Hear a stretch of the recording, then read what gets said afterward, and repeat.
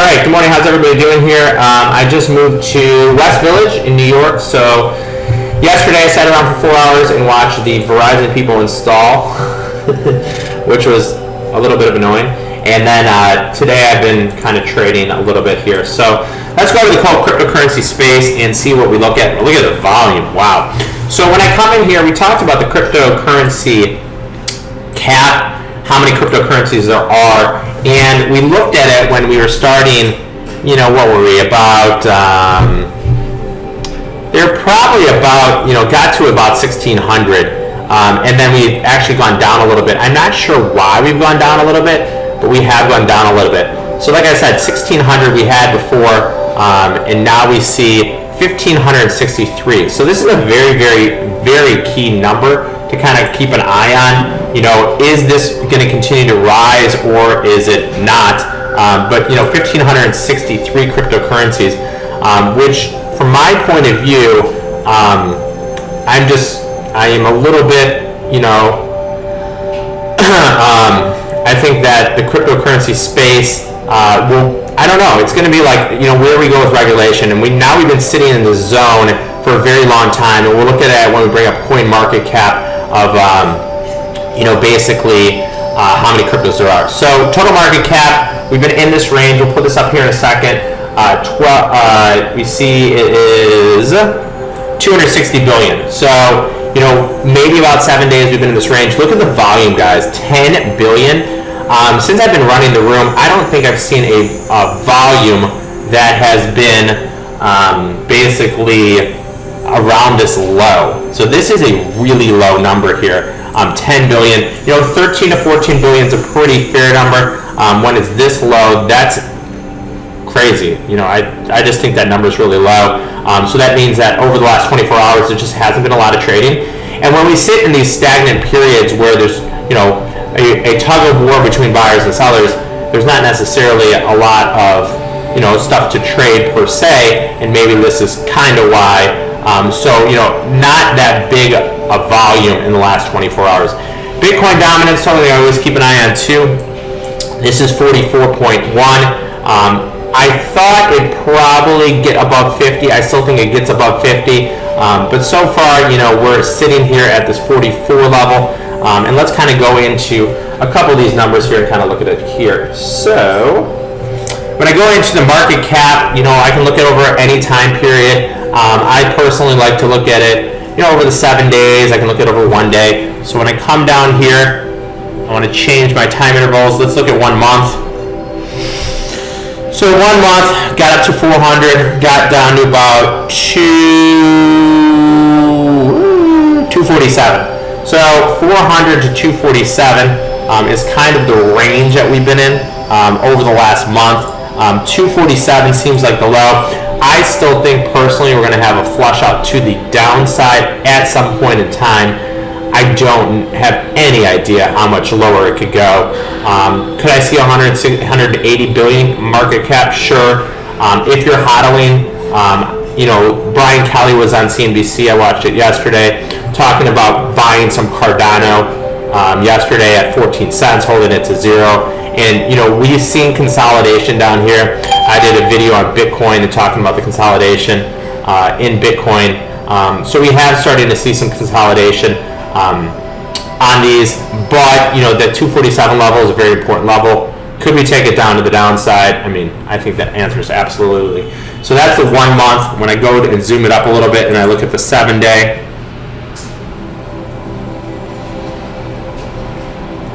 so 7 day here, 7 day, we've been kind of stuck in this range here. Range is between 280 to 240. So you can say over the last 7 days, we've been stuck in a $40 billion range here between 240 and 270. So 7 days, that's pretty tight range for cryptocurrencies. We used to have a lot more volatility. When the futures came out, some of the volatility got sucked out of it. So just kind of keep that in mind.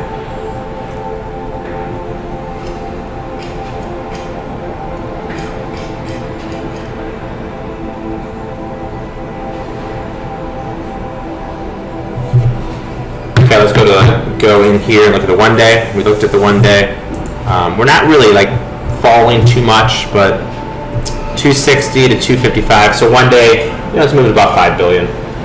Nothing crazy here. About 5 billion. Okay, so let's go back to CoinMarketCap. That's kind of what I keep an eye on.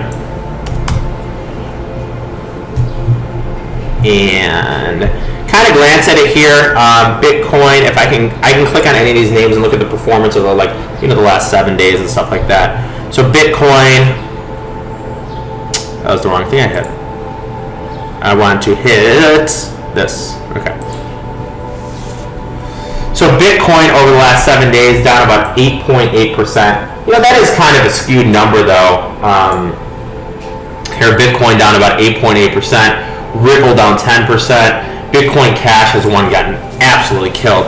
Litecoin down to 113. I've been talking about Litecoin, and I've been talking about ever since Charlie Lee basically sold his position. Litecoin has been in a downward funk. He sold it around 320, and the CEO, even though he's not the CEO, he's a founding member, selling their position. Is that a good thing or a bad thing? Obviously, I think that's a bad thing. Neo is one I really like. That one has actually been on the uptick. I actually did an article for somebody for Neo. So Neo I do like here. Monero, privacy coin.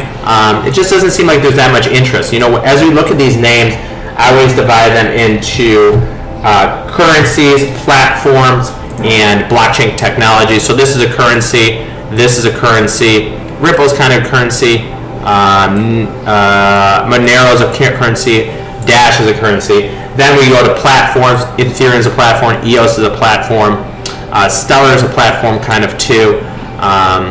So I don't like a lot of the cheaper names. The ones that are like 22 cents on this, I don't really like so much. Binance is one of the ones that's been up in Q1. I mean, Verge, you can say it's up 31% in the last 7 days, but 31% is only like 3 cents. If I keep going down here, okay, so let's go back in here. Look at that volume is just astonishing to me. I think it's unbelievable, the volume here. Go down. I still want Nano. Okay, so let's go into the market cap. We did that, and let's go into the Bitcoin dominance. Is the Bitcoin dominance essentially over?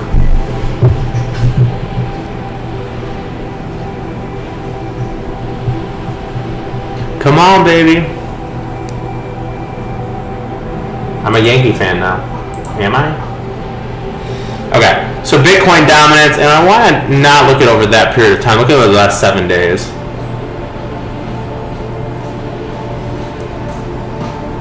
It's loading from the server.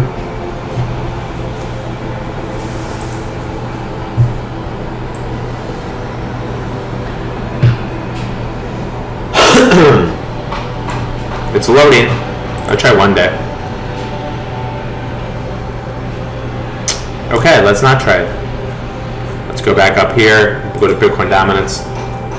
Let's just do all. So I could get that one. Oh, how's this one better? Why is it not loading? Anyways, it's not loading here. Let's go to gainers and losers.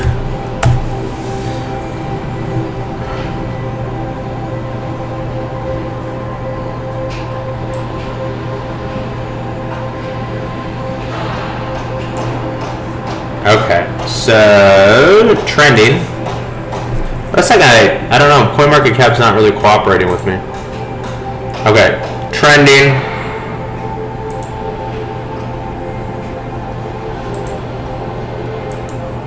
I'm having issues here.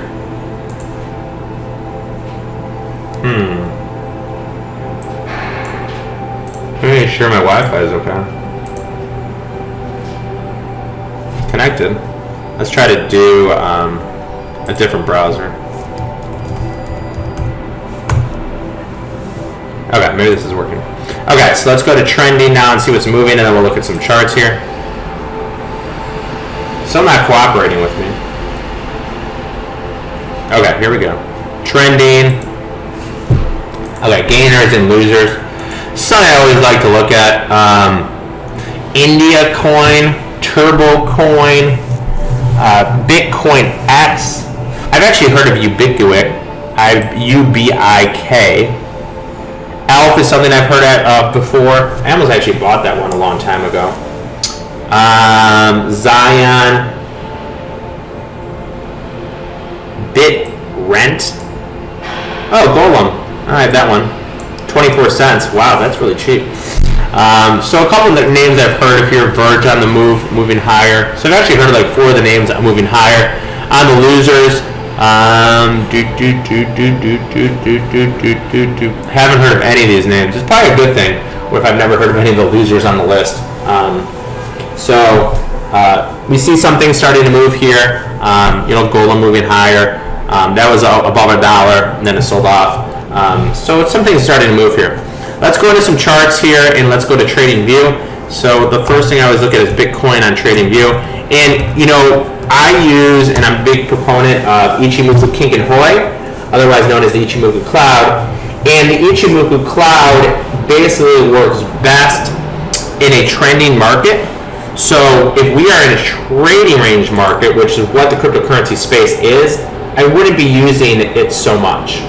Okay, so it works best in a trending market, and right now we're kind of in a trading range market.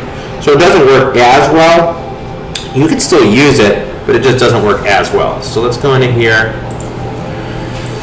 and go to Bitcoin, and I'm going to look to remove this down here. And then I will go into Insert Indicator. And I want Ichimoku. Okay, so here's the Ichimoku Cloud. So daily chart, guys, what do we see is important? We actually got down to, I like to look at it on Coinbase. I don't think Bitfinex has a good one, so I like to look at it on Coinbase.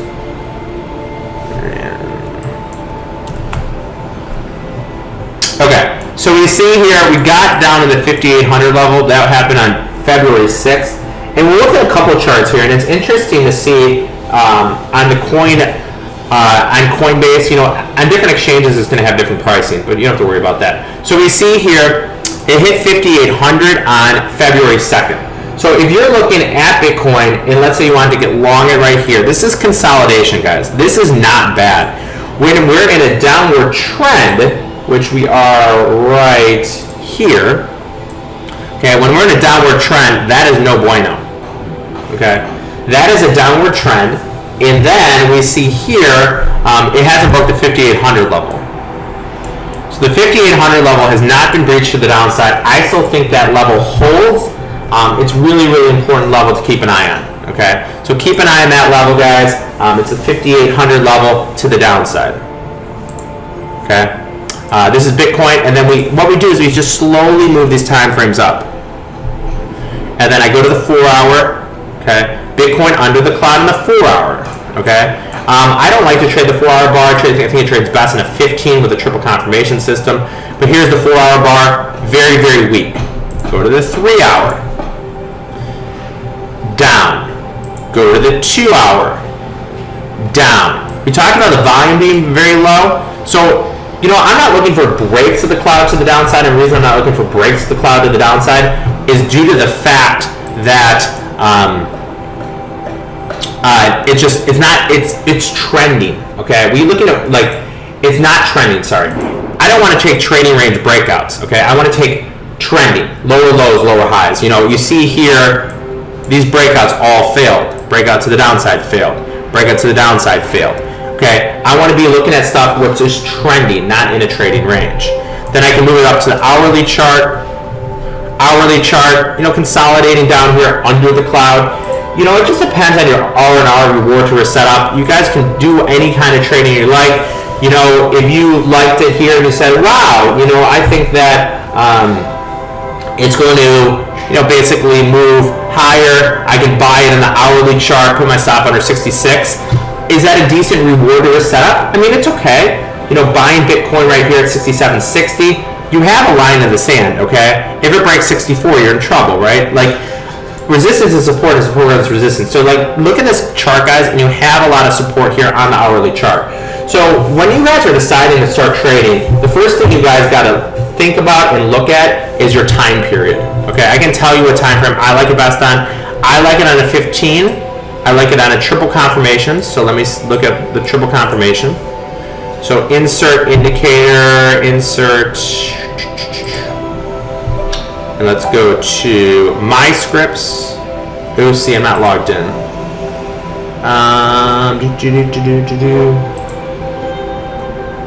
I don't want to log in right now. But basically, it's on the 15-minute bar, it's above the cloud. Even though it's above the cloud on the 15-minute bar, doesn't mean I'm going to take a trade here. Okay? Because it's under the cloud, I would look at it on the 15, then I would look at it on the 30. So 15 is above, 30 is in, 60 is under. Okay? So that's going to keep me away from what potentially is a bad trade because the setup is not that strong. Okay? You guys got to understand that when you're trading, looking at this, what I call multiple time frame analysis. Okay, let's look at Ethereum. I actually sent something out in NEO, so let's look at NEO here. NEO versus US dollar. And, start with the same time frame. Okay, we know on the monthly everything's going to be bullish, right? More or less. Some stuff just got added to TradingView, so basically this is down 75% from the high, and then I go into the weekly. Okay, there's no cloud yet. I go into the daily. Okay, I know we're going to be under the cloud. This is lower lows and lower highs, but it's weak lower lows, lower highs. Okay, so this is lower lows, lower highs, but it's weak lower lows, lower highs. It's not like that strong. Okay, if we look at a relative strength index, relative strength index and RSI in cryptos, I wouldn't use that 30 level that we usually look at. I would use more of a 20 level. So let me go into indicators and strategies. Insert indicator. Then I have RSI here, relative strength index. I don't want market price, I want technical analysis built in. Okay, so RSI, relative strength index. 20 is usually oversold. So NEO got down to about 26, 25, and then got down to 25 again. It's actually getting a little bit of buying pressure here. So NEO on the daily chart, once again, you guys got to understand if you're hodling or if you're trading. If you're trading, then basically, there's not really long setups here. But if you're hodling, I think NEO is interesting. Pull up the time frames, 4 hour, we are in the cloud here. Then we go to 3 hour, above the cloud, 2 hour, above the cloud. I know if the 3 hours above the cloud, but most likely the 2 hours above the cloud. And actually the 1 hour is getting a little selling pressure. So, NEO is something that I like longer term. Obviously right now it's not working the long side, doesn't mean it's not going to work in the future. But NEO is one that I really, really like here. It's so funny, you couldn't find anybody on TV that didn't like Ethereum. And now everybody hates it. Everybody talks about how there's so much competition in Ethereum's. I've said for a long time that I didn't like Ethereum because the coding language is really hard. But everybody's saying, oh, you have to put every platform on it. And now, the monthly is bullish, the weekly is bullish. If we go to a daily chart of Ethereum, did we consolidate and bottom? Okay. So if you're a counter trend trader, and I'll be honest guys, I'm not the best counter trend trader in the world. If you're a counter trend trader, you could be buying some Ethereum here with a stop under 385. On a reward to risk basis, I think that is okay. Buying Ethereum, let's see the recent lows here. I think the lows on that bar, so 360. So buying Ethereum around, 400, having a stop loss at about 350 is a reward or a setup, thinking it can get back to 600. But Ethereum's, everybody loved it 6 months ago, and now everybody hates it because they think there's so much competition in the space. And I just want to look at one more. One of Ethereum's big competitors is EOS. So let's go to EOS here on the daily. And start with the monthly.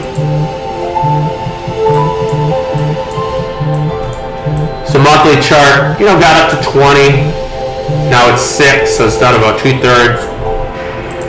Weekly chart, week, daily chart. So daily under the cloud. So it got up to about 20. Now it's about 6.